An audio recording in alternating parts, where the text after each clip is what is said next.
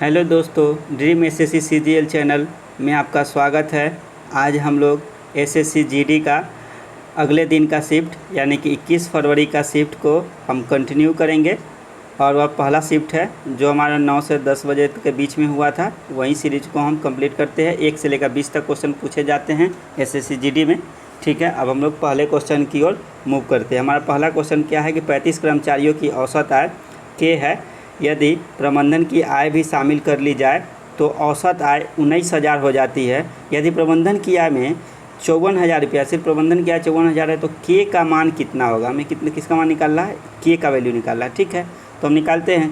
हमारा 35 कर्मचारी है, 35 क्लर्क है। ठीक है, जिसका औसत कितना है? के है। लेकिन क्या कर रहा है कि एक व्यक्ति प्रबंधन जो है, जो डायरेक्टर है, वो शामिल हो गया था। 35 से 36 हो गया, जिससे औसत आय क्या हो गई? 19,000 हो गई। ठीक है, तो हम 19,000 यहाँ पर लिख देंगे। ठीक है, 19,000 सॉरी।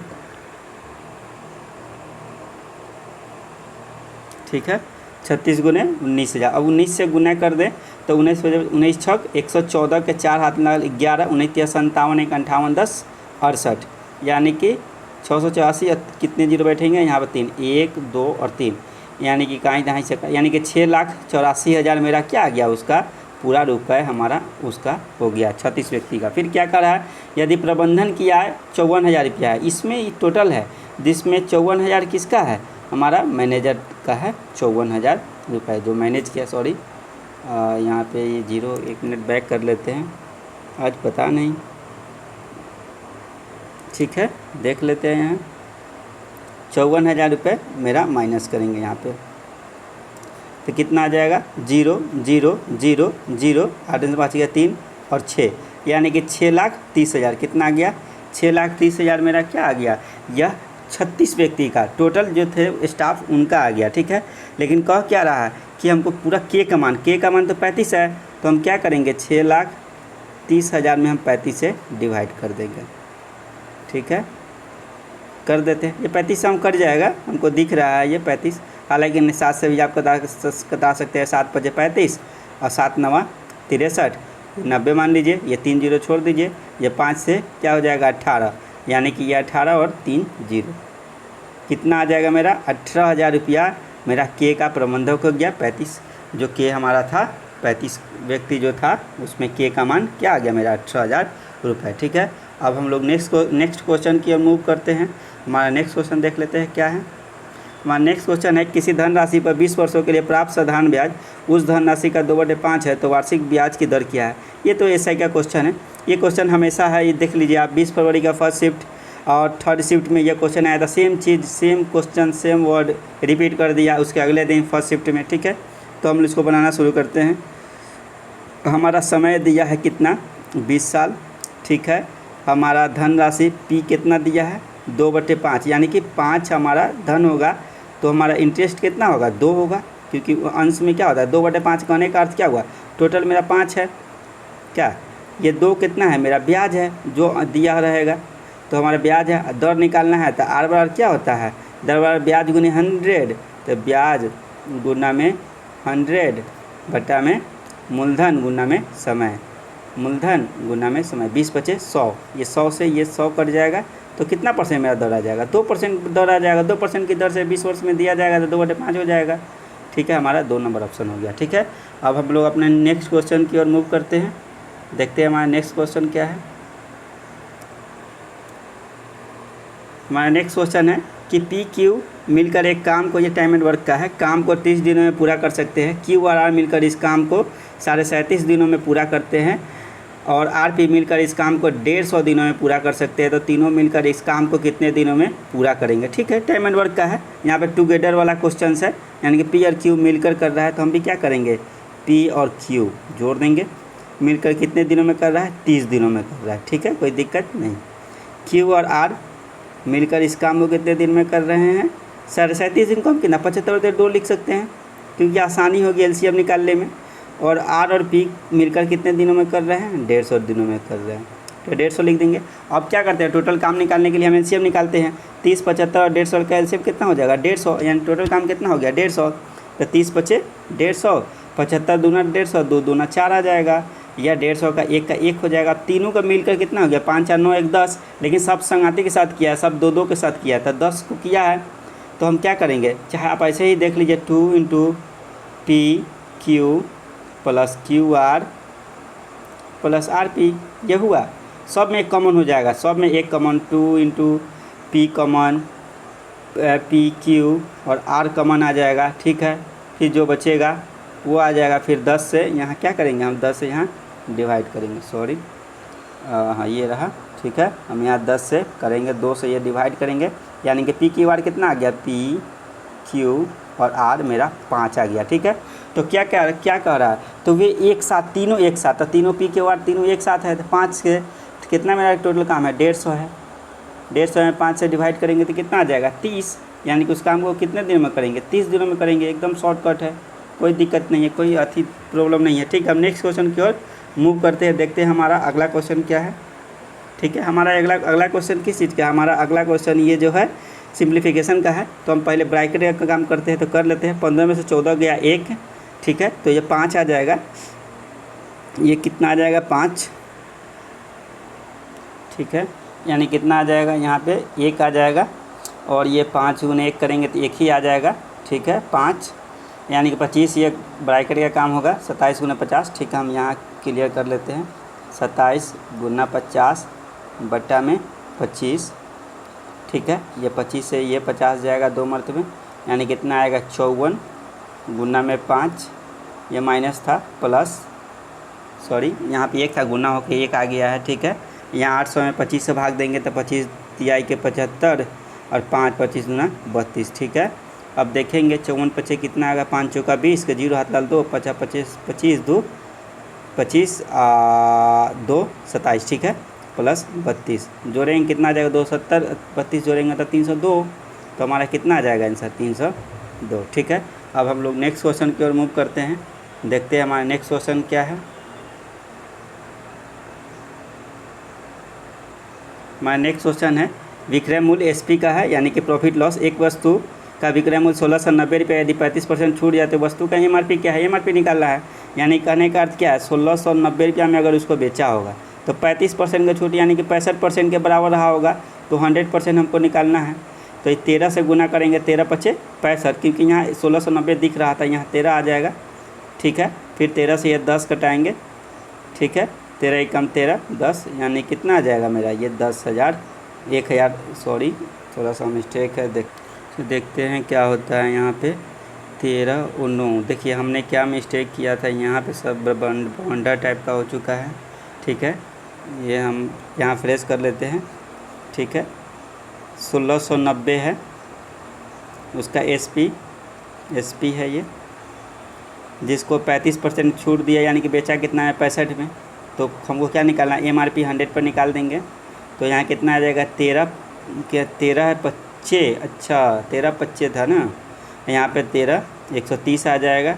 यहाँ 5 से ही कटा देंगे, कितना होता कटेगा ये शायद 5 दूना 10 5 6 30, ठीक है। यानी कितना आ जाएगा मेरा 1 0 बैठेगा, यहाँ पे कितना आ जाएगा 26, ठीक है। सॉरी यहाँ पर देखिए, यहाँ पर 13 26 नहीं है, ये तो एक ही 0 होगा, तो ये 0 यहाँ पे क्या होगा नहीं होगा, तो 26 में डबल 0 से गुना करेंगे तो कितना आ जाएगा मेरा 2600। ऑप्शन में देखते हैं यहाँ हज़ार में आ गया है, इतना तो होगा ही नहीं, यहाँ पे मिस्टेक है, यहाँ पे एक मिस्टेक है कि ये डबल 0 जो है ये एक्स्ट्रा लिखाया हुआ है, तो हमारा बी नंबर ऑप्शन होगा, ठीक है। अब हम लोग नेक्स्ट क्वेश्चन की ओर मूव करते हैं, देखते हैं हमारा अगला क्वेश्चन क्या है, ठीक है। ऐसे ही आप लोग बनाइएगा आराम से फ्री माइंड होकर के, ऐसा नहीं किसी प्रकार कोई डिप्रेशन हो, विदाउट डिप्रेशन बनाइएगा, बनेगा, ठीक है। नेक्स्ट क्वेश्चन देखते हैं, एक परिवार की आय और व्यय 19 और 13 है, तो यदि परिवार का खर्च इतना रुपये है तो उस परिवार की बचत क्या है, ठीक है। ठीक है, यहाँ देखते हैं 19 और 13 दिया हुआ है, ठीक है। 19 और 13 आय और व्यय है, तो देख लेते हैं इनकम, हमारा इनकम और एक्सपेंडिचर 19 और ये 13 है, ठीक है। मेरे अनुसार एक्सपेंडिचर यानी व्यय 29,510 है, यानी कि 13 का वैल्यू कितना है 29,510, तो ये कटना चाहिए। 13 दूना 26, इधर 6 100 नहीं सॉरी 3 हो जाएगा ना, 13 दूना 26, यहाँ 9, 13 सत्ते 91, यानी कि 2270 एक की वैल्यू आ रहा है। ठीक है, एक की वैल्यू कितना आ रहा है 1270 रुपये व्यय पे। लेकिन उनकी परिवार की बचत पूछ रहा है। अच्छा, अब बचत बराबर क्या होता है आय माइनस व्यय। बचत बराबर क्या हो जाएगा आय माइनस व्यय, ये दोनों में से 19 में से 13 घटा देंगे तो हमारा बचत निकल जाएगा।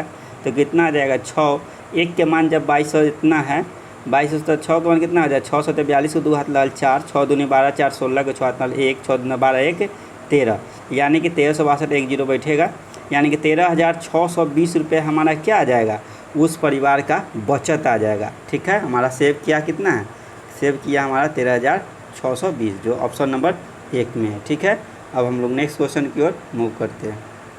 ठीक है, हमारा नेक्स्ट क्वेश्चन रहा कि अरविंद एक काम को 20 दिनों में और बक्सी 22 दिनों में पूरा कर सकता है।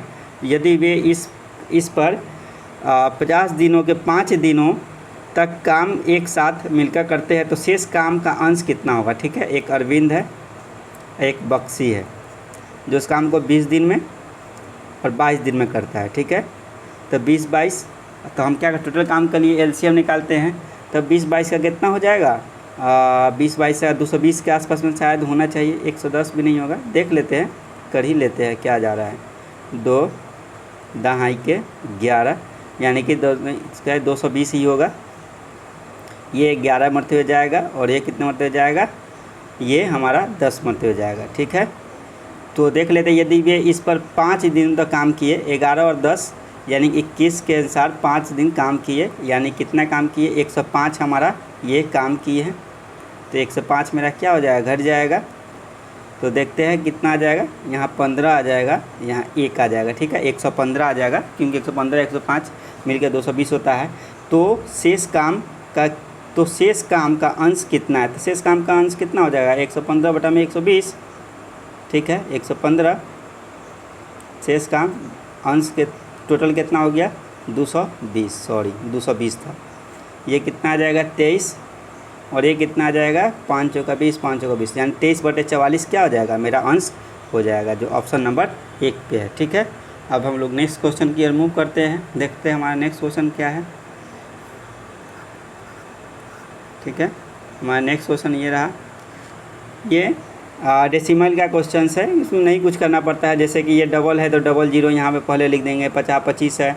ठीक है, 0.25 जोड़ेंगे, फिर यहाँ डबल जीरो है तो फिर डबल जीरो क्या करेंगे, डबल जीरो तो 4 को जीरो लिखेंगे, 25 अब जोड़ेंगे, यहाँ 5, यहाँ 2, यहाँ 5, यहाँ 2, फिर दशमलव, यानी देखिए ये कहाँ पे है, ये 2 नंबर ऑप्शन। ठीक है, ऐसे ही दशमलव का है। तो अब हम नेक्स्ट क्वेश्चन की ओर मूव करेंगे। नेक्स्ट क्वेश्चन रहा ये भी है बोर्ड मास है। नेचुरली एसएससी जीडी में ऐसे ही क्वेश्चंस आते हैं, आप लोग आराम से बेफिक्र होकर बनाइएगा, कोई बड़ी बात नहीं है, सब बन जाते हैं। जोड़ घटाओ ये तो हमको 4-5वां क्लास में आप लोगों को हम लोगों को सिखाया जाता है। 9 में से 4 गया तो कितना आ जाएगा 5, 5 में भाग देंगे तो 5/2 आ जाएगा। ठीक है, पहले कर ही लेते हैं, यहाँ पे 5 आ जाएगा बटा में 2 मल्टीपल 2 + 3। ठीक है, ये 2 से ये 2 कटेगा तो क्या आ जाएगा मेरा 1। ठीक है, तो यहाँ 2 कटेगा, 1 5 × 5 3 8 आ जाएगा। ठीक है, ऑप्शन में तो है नहीं, तो क्या करेंगे, कोई एक ऑप्शन होगा जो 8 होना चाहिए। सपोज हम मान लेते हैं ये 13 की जगह पे कितना आ जाएगा 8। ठीक है, अब हम नेक्स्ट क्वेश्चन की ओर मूव करते हैं, देखते हैं कि अगला क्वेश्चन है क्या। अगला क्वेश्चन है, यदि वस्तुओं का 70% 20% के लाभ पर बेचा जाता है, ठीक है, तो शेष वस्तुओं को 10% की हानि पर बेचा जाता है तो लाभ %। ठीक है, ये प्रॉफिट और लॉस का क्वेश्चन है। ठीक है, हम लोग इसको बनाते हैं। ठीक है, तो देखते हैं, यदि वस्तुओं के यहाँ पर के होगा, यदि वस्तुओं के 70% को, ठीक है, थोड़ा सा यहाँ मिसप्रिंट है लिखने में, यदि वस्तुओं के 70% को 20% के लाभ पर बेचा जाता है। ठीक है, 70% के माने 70% है कोई भी सामान, तो उसको 20% के लाभ पर बेचा जाता है, तो 20% लाभ माने कि 120, तो वह 70 के चीज़ का वैल्यू अब कितना आ जाएगा 84 आ जाएगा।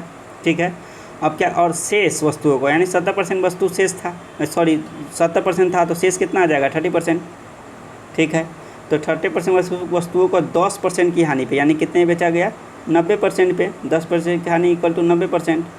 ठीक है, तो क्या करेंगे, कटा लीजिए इसको, 1 0 1 0 1 0 1 0, तो कितना आ जाएगा 27, ठीक है 27%, ठीक है। ये परसेंट में ही चल रहा है तो हम परसेंट में ही दे देंगे। तब क्या कर रहा है, तो लाभ प्रतिशत क्या है, लाभ प्रतिशत यानी कि देख लेते हैं, इधर से 84 है, इधर से 27 हानि है, तो देख लेते हैं 7 4 11, 8 2 10, 1 11, यानी कि 111% मेरा टोटल आ रहा है वस्तु पे, ठीक है। तो हम क्या करेंगे, कितने परसेंट का ग्रोथ होगा, 100% हम माने थे, यानी कि 11% का मेरा क्या आ जाएगा, ग्रोथ होगा, यानी कि लाभ प्रतिशत होगा कितना, 11%। तो हमारा 2 नंबर है ऑप्शन, ठीक है।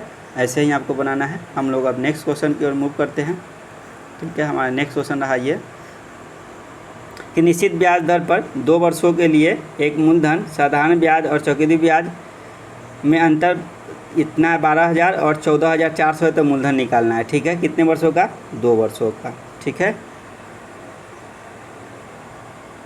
ठीक है।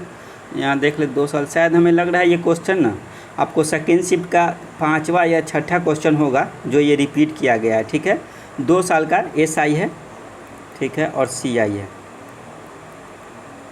ठीक है। SI हमारा कितना है, 12,000 रुपये है, ये हमारा कितना है, 14,400 रुपये है, ठीक है। तो हम जानते हैं SI एकदम नियमित साल चलता है, इसमें घटोती बढ़ोतरी नहीं होता है, यह एक रेट से ही चलता है। तो पहले साल कितना लिया होगा, 6,000 रुपये ब्याज दिया होगा, दूसरे साल भी क्या दिया होगा, 6,000 रुपये दिया होगा। तो इसमें क्या होगा, अगले साल मतलब 6,000 इसमें जुड़ जाता है, ठीक है। तो ये 12,000 रुपये ना, तो ये 14,400 होना। तो कितने का इसमें इंटरेस्ट लगा, मान चक्रवृद्धि ब्याज लगा, तो 2,400 रुपये का, ठीक है। कितने का लगा, 2,400, हाँ 2,400 रुपये हो जाएगा, ठीक है। तो 6,000 हमारा 2,400 का कितना 2,400 6,000 का कितना परसेंट है, हम पहले यह दर निकाल लेंगे यहाँ अपना। ये दर जो आएगा कितने साल का आएगा, 1 साल का आएगा, ठीक है, क्योंकि यह 2,400 है, ठीक है। अब देखते हैं यहाँ ये 00, ये 00 और ये, ठीक है, 6 चौका 24, यानी कि कितने परसेंट का दर आया मेरा, 40% के दर 1 साल के लिए, ठीक है। तो हमारा दूसरे साल में क्या आ जाएगा, 1 साल में 40%, तो 2 साल में 80%, गुना कर देते हैं तो ये कितना आ जाएगा, 80%, ठीक है, 80%। तो हम क्या करेंगे, यहाँ 80% का वैल्यू मेरा कितना दिया हुआ है, 12,000,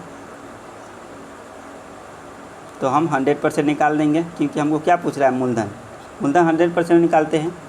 तो देखते हैं कितना आ जाए, 1 0 से 20 चौका 80, 20 बचे 100, ये 4 से घटा देंगे, 4 3 12, 3,000, ठीक है। 3,000 में 5 से गुना करेंगे तो कितना आ जाएगा, 15,000, कितना आ जाएगा मेरा, 15,000 रुपये मेरा मूलधन था, जिस पे 2 वर्ष में ब्याज 12,000 मिला और 14,400 मिला, ठीक है। अब हम नेक्स्ट क्वेश्चन को मूव करते हैं, देखते हैं नेक्स्ट क्वेश्चन क्या है।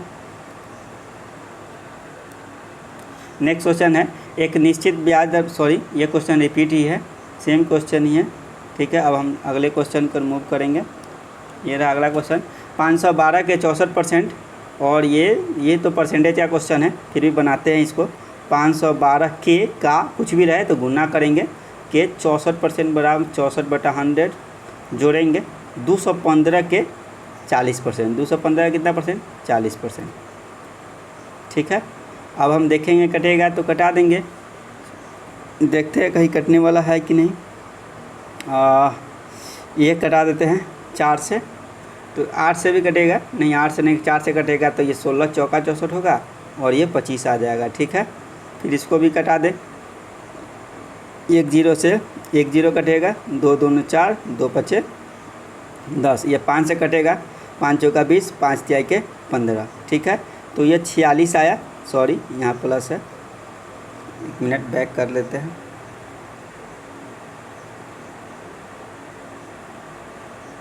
ठीक है। 43 दूना 86 होता है, 3 दूना 6 8 जोड़। अब ये देखा जाए तो मैक्सिमम 25 से यहाँ 625 होता है, ठीक है। तो हम कटा लेते हैं 25 दूना 50, ठीक है, 25 दूना 50 और इधर बच गया 12, 1 0 यहाँ पर दे देते हैं, तो 12 हो गया, 25 चौका 100, यानी 25 25 125 के आसपास में हम लिखते हैं, 5 लिख लेते हैं, ठीक है। यहाँ 1 मिनट, ठीक है। यहाँ देखते हैं फिर कितना आ जाएगा, 20.5 गुना में 16, ठीक है। अब करेंगे तो ये कितना आ जाएगा, 16 दूना 32 और 8 यानी कि 328 प्लस 86 जोड़ लेते हैं। 8 6 14, 8 6 14, 1 8 2 10 11, 3 1 4 यानी कि 414 के आसपास में आ रहा है। ठीक है, हमारा 414 है नहीं कहीं, तो आप देख लीजिएगा वहीं 414 और 415 के बीच में आएगा अप्रॉक्स में। ठीक है, 414 और 415 के जो ऑप्शन में है नहीं, शायद ये 25 के जगह हमारा 15 होना चाहिए। ठीक है, अब हम लोग नेक्स्ट क्वेश्चन की ओर मूव करते हैं, देखते हैं हमारा नेक्स्ट क्वेश्चन क्या रहा। नेक्स्ट क्वेश्चन ये रहा कि 600 मीटर एक रेलगाड़ी विपरीत दिशा में चल रही है जो एक व्यक्ति को 20 सेकंड में पार करती है। रेलगाड़ी की 4 व्यक्ति की चाल का 5 गुना है। कितने गुना है? 5 गुना है। तो रेलगाड़ी की चाल कितनी होगी? तो हमको क्या निकालना है? स्पीड निकालना है। ठीक है, तो हमको क्या दिया है? ट्रेन की लंबाई दिया है, जो कितना है? लेंथ है ट्रेन की, वह 600 मीटर है। ठीक है, ये 600 मीटर का मेरा ट्रेन है। ठीक है, तो क्या कर रहा है? 20 सेकंड में पार करता है। तो चाल बराबर क्या होता है? दूरी बटा में समय। ठीक है, लिख लेते हैं, चाल बराबर दूरी बटा में समय। तो हमारा दूरी कितना दिया हुआ है? 600 मीटर एक व्यक्ति को पार कर रहा है, यानी खुद की लंबाई को पार कर रहा है, बटा में 20। ठीक है, तो कितना आ जाएगा यहाँ? 30 मीटर, यहाँ 20 सेकेंड है, मीटर 30 मीटर प्रति सेकेंड। ठीक है, तो क्या कर रहा है? तो रेलगाड़ी की चाल तो आ गई किलोमीटर, तो हम भी क्या करेंगे? इसको किलोमीटर प्रति घंटा में बदलेंगे। छोटा से मोटा करने के लिए हम क्या करेंगे? 5/18 करेंगे। ठीक है, तो इसके 6 त्रिका 18, 6 पचे 30। ठीक है, यहाँ मीटर प्रति से हम किलोमीटर प्रति घंटे में हम बताए हुए थे कि ये छोटा से बड़ा में जाना है, तो ऊपर क्या आ जाएगा? 18 आ जाएगा, और नीचे क्या आ जाएगा हमारा? नीचे हमारा 5 आ जाएगा। ठीक है, क्या आ जाएगा? 5। हम सिर्फ इसको हम अच्छा से फ्रेश कर देते हैं, इसको फ्रेश कर दे रहे हैं। ठीक है,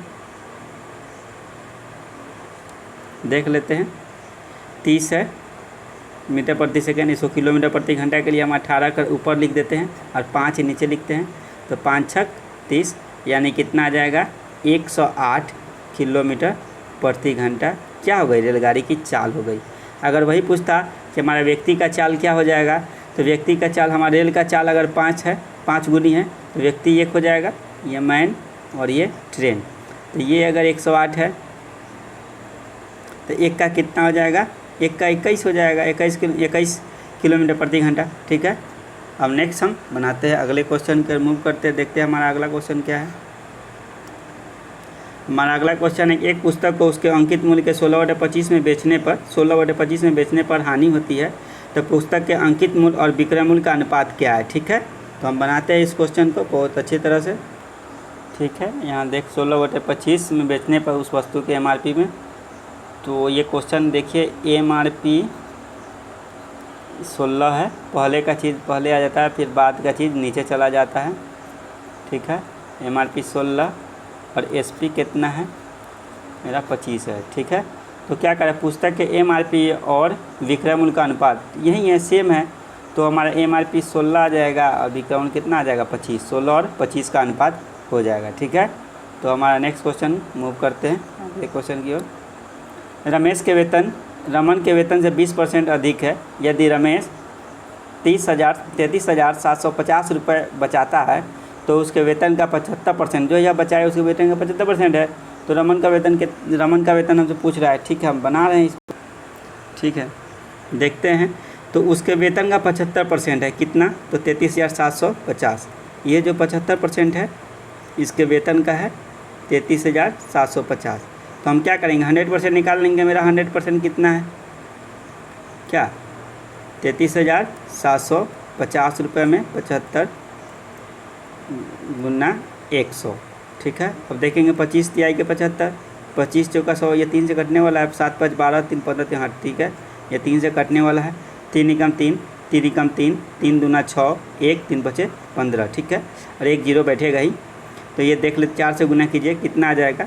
4 एकम 4, 4 एकम 4, 4 दूनी 8, 4 5 20 के जीरो हाथ, हम तो इसको गलत ही कर रहे हैं ना। देखिए हम कहाँ से गुना कर रहे हैं, 1 मिनट। फिर यहाँ पे गुना कीजिए, हमने गलत यहाँ पे कर चुका है,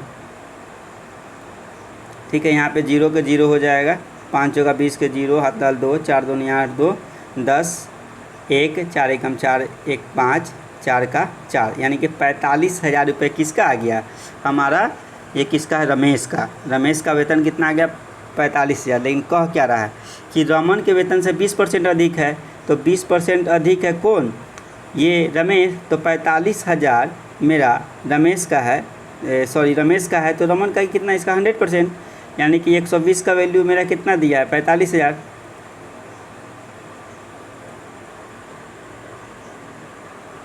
ठीक है, 45,000, तो 100 का हमारा निकालना है, तो ये कटेगा, देखिए तो इसका 5, इसका 6, तो इसका 5 हो जाएगा।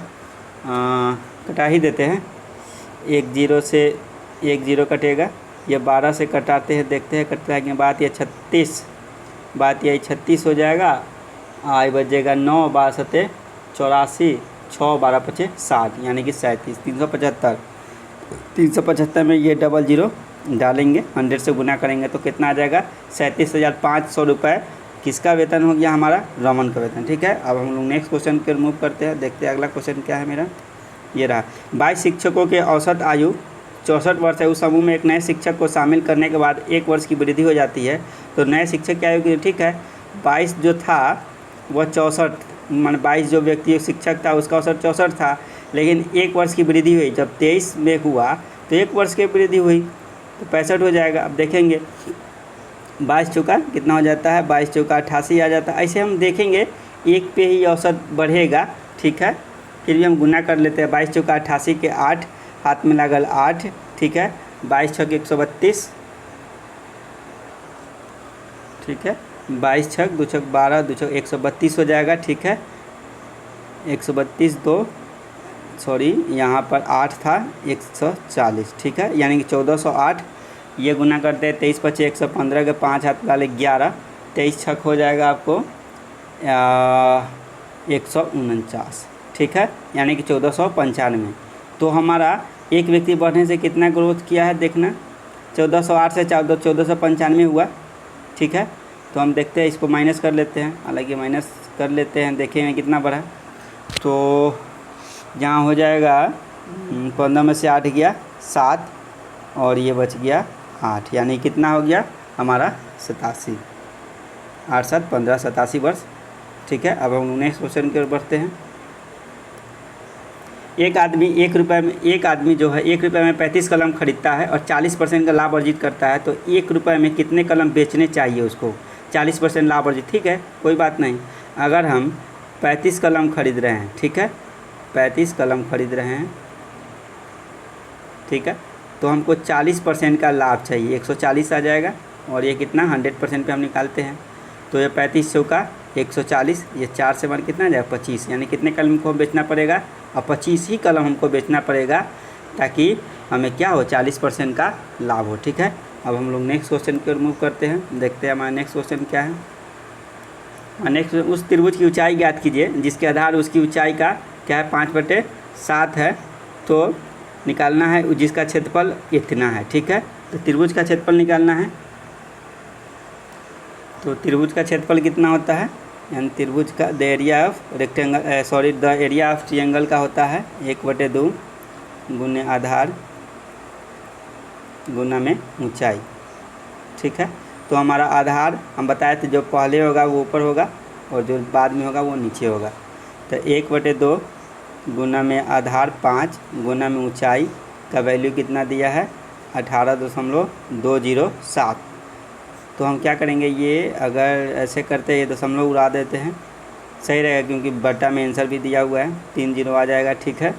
तो ये कटाते कटेगा, नहीं कटेगा, तो हम यहाँ 5 गुने 7 कर लेते हैं, सॉरी 5 गुने 7 तो नीचे आएगा ना, 5 गुने 7, और ऊपर कितना आ जाएगा, ऊपर मेरा ये 2 आ जाएगा, ठीक है, ये 2 यहाँ चला जाएगा क्रॉस मल्टीप्लाई करके। अब हम देखते हैं क्रॉस करके कटता है कि नहीं, ये शायद 7 से कटना चाहिए, कटेगा ही, 7 से 7 दूना 14, 4 7 छक 42, 0 7 एकम 7, ठीक है। अब देखते हैं ये कटेगा, शायद नहीं कटना चाहिए, 2601 है, 5 से तो कटेगा ही नहीं, ठीक है। यहाँ 2 से देखते हैं, ये 2 था तो 2 से हम इसको कटाते हैं, ये कितना आ जाएगा 500 आ जाएगा, ठीक है। तो ये कितना आ जाएगा 500 2500 यानी कि 2601 बटा में 2500, ठीक है। अब ये कटेगा, शायद नहीं कटना चाहिए, ठीक है। यानी कि 2601 बराबर 2500 हो जाएगा। अच्छा, हमने जानते हैं क्या फोल्ड किया है, हम जब माने हैं तो 5/7 माना है ना, तो हम लोग ये तो x हो जाएगा, 5x और 7x, ठीक है। यानी क्या हो जाएगा मेरा यहाँ लास्ट में आकर x स्क्वायर हो जाएगा। तो यह x स्क्वायर में x क्या हो जाएगा, ये रूट इस पर चढ़ जाएगा, तो ये आ जाता है, हम जानते हैं 25, ये हो जाता है कितना 50, और ये हो जाता है 1 बढ़ जाएगा यानी कि 51, यानी 51/50 निकालना क्या है हमारा, तो उसकी ऊंचाई ज्ञात करनी है। ऊंचाई कितना है हमारा 7x, तो x के वैल्यू आ गया है मालूम, तो 7 बटा में 51 गुने 50 करेंगे तो कितना आ जाएगा 7 35 357/50। अब ये नहीं करेगा, कोई ऑप्शन है नहीं, तो ये सारे ऑप्शन जो हैं, तो ये ऑप्शन हमारे नहीं होंगे, ठीक है। तो इसमें एक ऑप्शन जो होगा वो हमारा आ जाएगा कितना 357/50, ये हमारा एक ऑप्शन होगा जो हमारा बिल्कुल सही है, ठीक है। ऐसे ही बनाना है, कुछ नहीं करना था। त्रिभुज का क्षेत्रफल यहाँ पर लिख देंगे और उसका भाग लिखा हुआ है, अंश है, ठीक है, पार्ट है, तो हम x मान के निकाल लेते हैं। इतना सॉल्व करने पर 2601 बटा में 2500 हो जाएगा, जो x स्क्वायर के बराबर होता है। x का मान कितना आ जाएगा मेरा 51/50, तो हमारा अब ऊंचाई निकालना है, तो ऊंचाई 7 है, तो 7 से हम गुना कर देंगे, ठीक है दोस्तों। अब हम लोग ये 21 फरवरी का फर्स्ट शिफ्ट का सारा चीज़ एनालिसिस हो गया, सारा क्वेश्चन 20 का 20 क्वेश्चन एनालिसिस अच्छी तरह से शॉर्ट ट्रिक से इसको सॉल्यूशन कर दिया गया है। अब आपसे हम कल मिलेंगे अगले शिफ्ट यानी कि सेकेंड शिफ्ट के एनालिसिस लेकर, ठीक है। हम इसी चैनल से आप जुड़े रहें, ठीक है। आप हम इस चैनल को लाइक करें और शेयर करें और कमेंट ज़रूर करें कि कैसा लगा हमारा ये प्रयास, ठीक है। तो हम आपको मिलते हैं फिर कल, थैंक यू।